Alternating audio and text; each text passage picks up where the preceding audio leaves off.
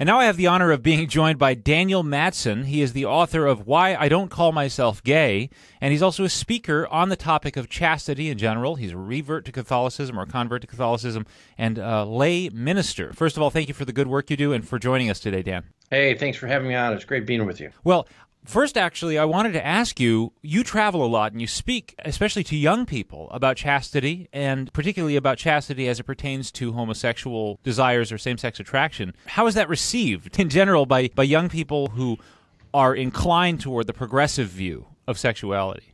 Well, I was just at a Catholic college that is sort of Catholic only.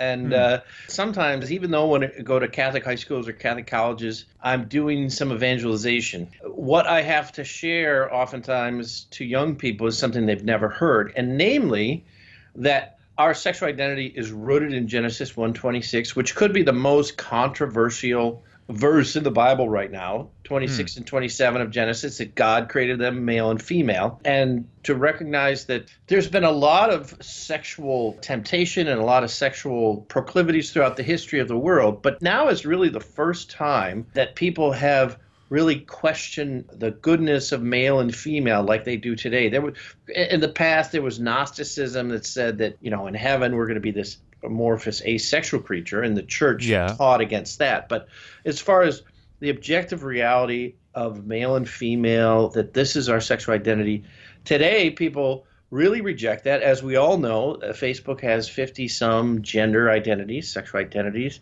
And the message that young people are getting and have received, including in our Catholic schools and churches, is that who I feel myself to be in the realm of human sexuality is who I am.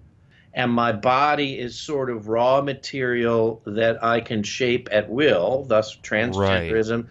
And my body does not reveal truths to me that pertain to the essence of who I am. And this is really one of the core messages that I try to communicate, especially to young people. And it takes them oftentimes by surprise. They've never heard the idea that LGBTQ are not helpful sexual identities and should refer to inclinations and attractions rather than to our sexual identity. Right. I like the way you put it. It pertains to inclinations and attractions and acts, and those are all more or less under our power or the power of our will. But when you say that you are ontologically redefinable by your will, that is totally against reality, and actually it's classically satanic as well, right? I mean, the ego can actually shape reality and undo reality and shape it to its own image. That's very dark and contrary to both reason and faith. It's not for nothing that we hear about gay pride.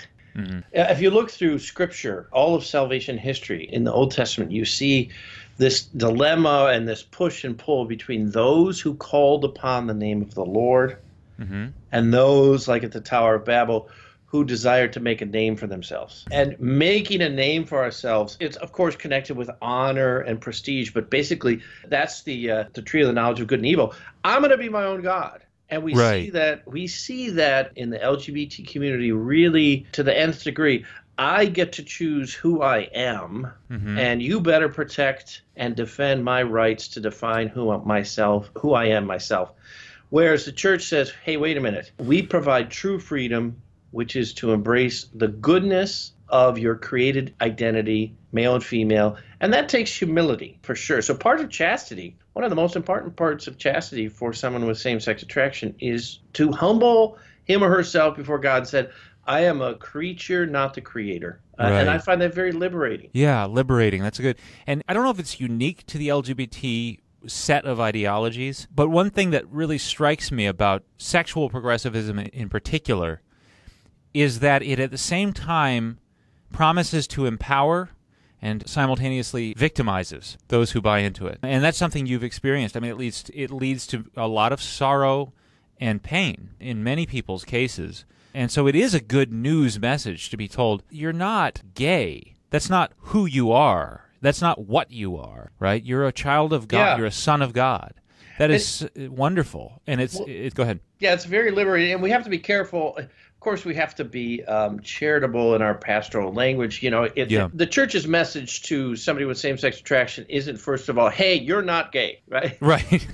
But I do think that one thing that we can do to help in our churches and in our schools is to focus on the goodness of God's anthropology, his created order for man. From homilies talking about the goodness, it's good to be a boy who's going to become a man. It's good to be a girl who's going to become a woman. We can talk about that in schools.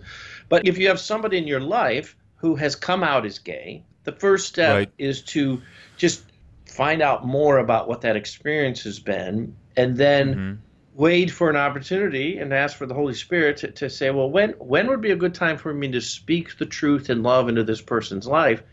And there are priests that I know who have been bold to men and women who are identify as gay or lesbian and say, that's not your identity. Do you know that the church says you're far more than your sexual identity and your sexual attractions?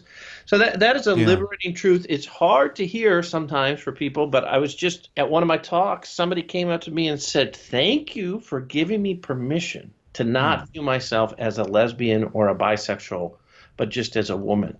And she was filled with joy. And so this is why I keep talking about this. It had never occurred to her in 2018, 2017, after Obergefell, that she was something other than a lesbian or bisexual woman.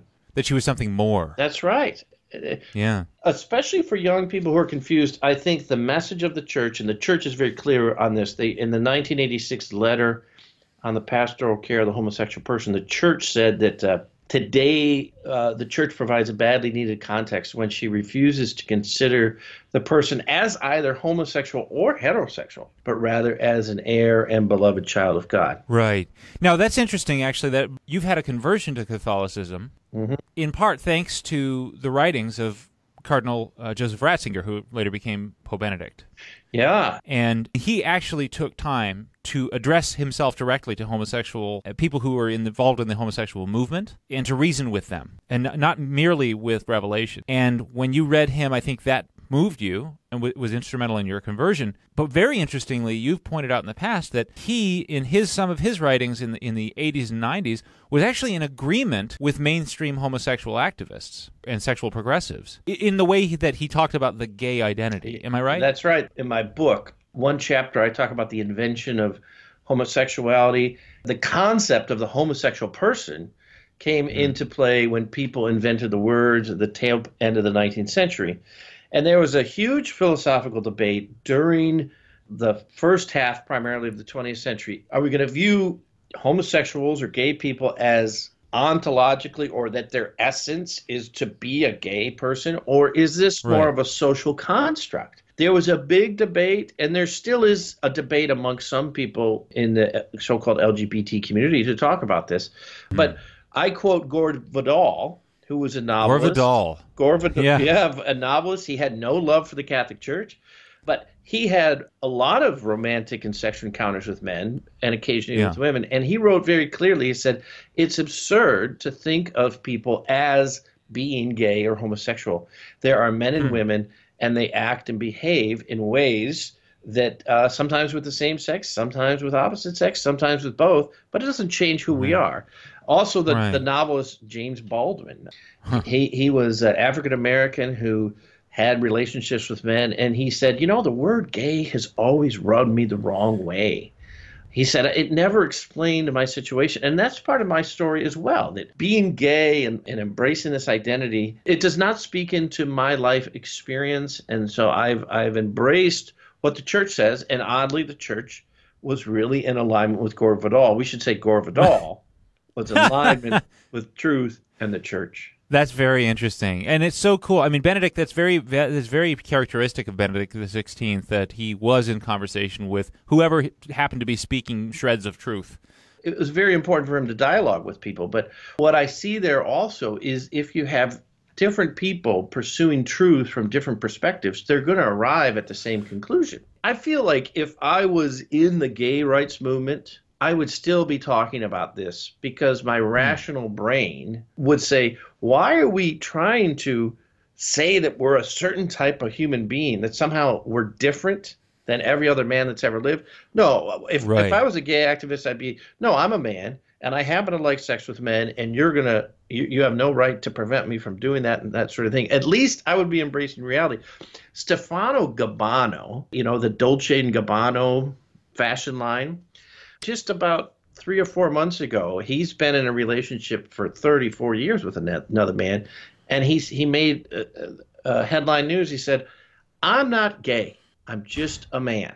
I'm just a man." And I think that we're going to hear more and more people saying this identity politics is not helpful.